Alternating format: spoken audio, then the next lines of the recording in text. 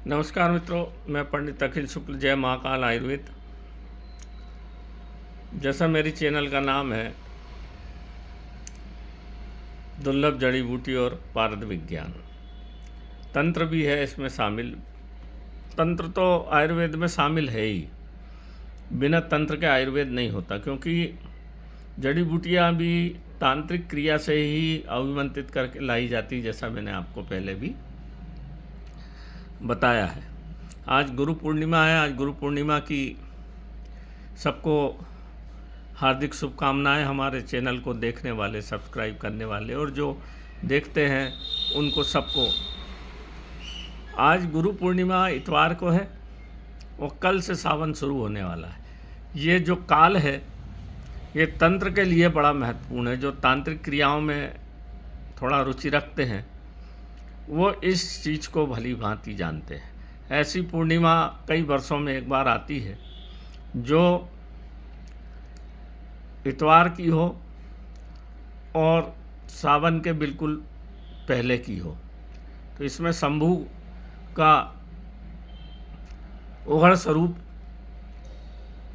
आ जाता है। अब ये बड़ा लंबी बात है, अपन कभी करेंगे इसको। तो आज के दिन, जैसा आप जानते हैं, कलयुग में माँ काली, भैरव पूरे, क्योंकि उनके हाथ में हंटर है, भैरव पूरे और बजरंग बली, पंचमुखी हनुमान या हनुमान जी, ये तीन देवता बढ़िया काम करते हैं। बाकी तो पूजा पाठ आप करें परंतु उतने प्रभावी रूप से काम नहीं करते। और आज के ज़माने में कलयुग में तंत्र मंत्र बहुत हो रहा है, बहुत फ़ोन आते हैं मेरे को, तो नाना प्रकार से लोगों को परेशान करने के लिए इसका उपयोग करते हैं। तो उसकी काट भैरव करते हैं। भैरव जब करते हैं तो भैरव का तिलक बनाने जा रहा हूँ आज मैं। आज रात को इसको बनाना है। तो ये दीपावली का सिद्ध किया हुआ दिया पुराना ही लेते हैं। इसमें दिवाली का दिया है ये, जो दिवाली पे कुछ तंत्रिक क्रियाएं की जाती हैं उनको रखते हैं संभाल के। और ये धागा मसान का है, ये सतरंगी धागा, इसकी बाती बनाई जाती है। अब देख लीजिए, इसमें जो तेल डलेंगे वो काला अंकोल का तेल, बहुत बढ़िया काट होती काले अंकोल के तेल से। तंत्र में बहुत बढ़िया काम करता है ये। अब ये काकड़ सिंगी, एक झाड़ होता है जंगल में जिसकी काकड़ यानी सिंगी यानी सींग, काकड़ यानी बकरी या भेड़ कह लो, तो इसके मुड़, काकड़ यानी मुड़ा हुआ, आड़ा टेढ़ा गोल एक फली होती है, सम्मोहन के लिए बहुत काम में आता है। ये काकड़ सिंगी के बीच का तेल है, इसको निकलवा के हम बुलवाते हैं। ये पीली चमेली का तेल है, ये बड़ा दुर्लभ है मित्रों। पीली चमेली आपने देखी नहीं होगी, सफ़ेद देखी होगी, पीली नहीं देखी होगी। पीली चमेली धन लक्ष्मी के लिए बहुत अच्छी मानी जाती है। चमेली तो वैसे ही अच्छी मानी जाती है, ठंडी होती है, घर के सामने आप लगा लें, उसके नीचे से आए जाएं तो घर की बहुत सारी बाधाएं शांति हो जाती है, बहुत शांत हो जाती है बाधाएं।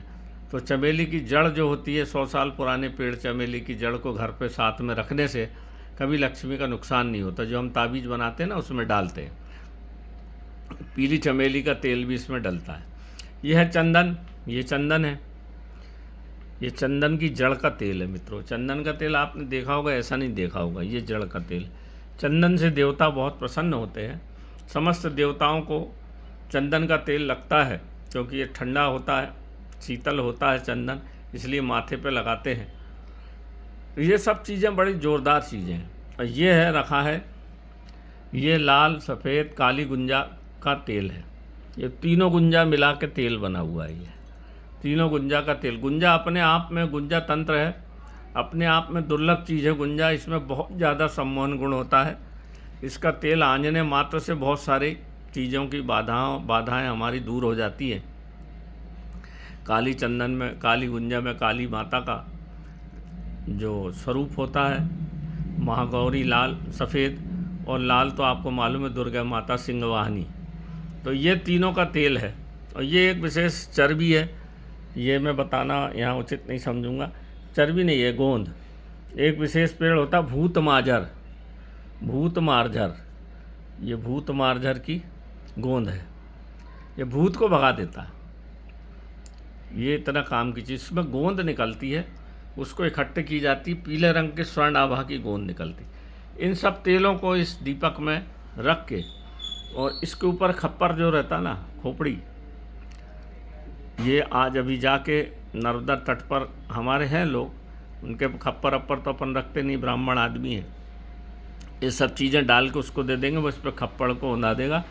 कल से सावन शुरू है, कल इसको लेके आ जाएंगे। इसमें जो काजल बनेगा वो या तो बढ़िया उसको सब पूरी व्यवस्था करना पड़ती है, पूजा पाठ करके, हवन करके, चौक बना के, मंत्र की अष्टभैरव मंत्र को पढ़ के थोड़ा टाइम लगता है, 2-3 घंटे। इसके बाद दीपक को जला दिया जाता है। तो उस ज्वाला से, इन सब तेलों के प्रभाव से भैरव तिलक बनता है। उस भैरव तिलक को नारियां तो नहीं लगा सकती, पर जिनको ज़्यादा परेशानी, हमेशा परेशान होते हैं वो, तो पुरुष थोड़ा सा लगा सकते हैं। या इसको क्या करते हैं कि घर के ऊपर लगाते हैं, जहाँ बार बार तंत्र क्रियाएँ होती है, या अपनी दुकान के बाहर एक त्रिकोण बना के लगा देते हैं, बीच में स्वस्तिक बना देते हैं और तीनों कोनों पे ओम लिख देते हैं। या अष्टभैरवाय नमः, अष्टभैरवाय नमः मंत्र लिख दो, पढ़ते हुए बनाना चाहिए। और इससे उंगली से अष्टभैरवाय नमः लिख दे। कोई कितना बड़ा तांत्रिक का बाप हो, फिर उस घर में तंत्र क्रिया नहीं कर सकता, परेशान हो जाएगा वो, करेगा लौट जाएगी, करेगा लौट जाएगी। क्योंकि ये थोड़ा वैष्णव मार्गी, और कुछ क्रियाएं तो वाम मार्गी होती हैं, कुछ वैष्णव मार्गी होते हैं। तो वैष्णव मार्गी और वाम मार्गी क्रियाओं को मिला के भी एक तंत्र विज्ञान है, वो बहुत सटीक लगता है।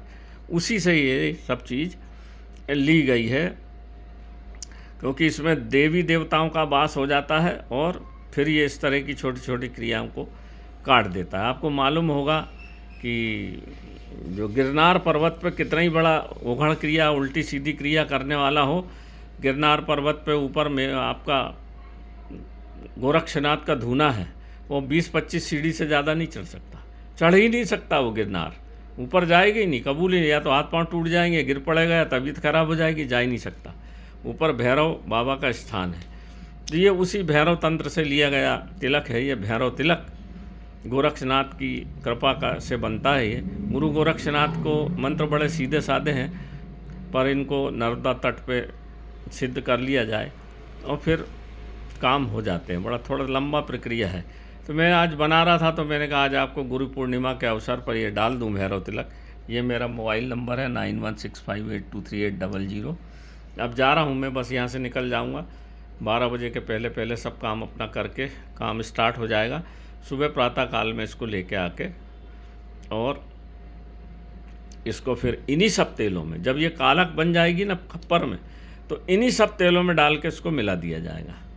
तो बढ़िया एक उसका जो काजल होता है, काजल में बड़ी ताकत होती है मित्रों।